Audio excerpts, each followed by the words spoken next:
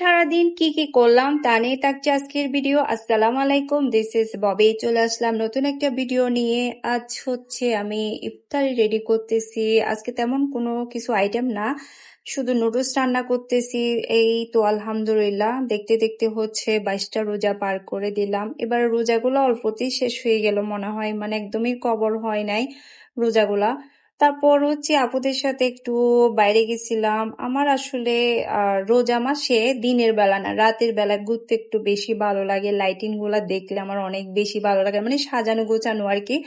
তারপরে এই জুতার দোকানে জুতার কালেকশন যেমনই সুন্দর তেমনই দাম, প্রচুর দাম এখানে দোকানের।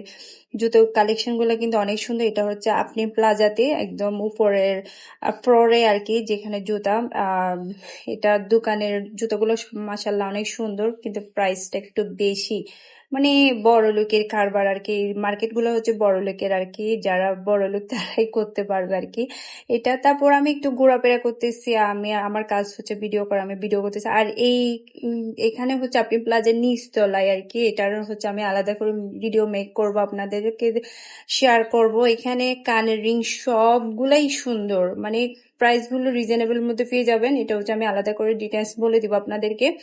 তারপরে এখান থেকে হচ্ছে আমরা কর্ন মশলা অর্ডার করলাম। দাঁড়ায় থাকতে থাকতে পা পুরাটা ব্যথা হয়ে গেছে, মানে লাইন ধরে দাঁড়ায় থাকতেছে, খাওয়ার জন্য লাইন ধরতে হয় এই আর কি।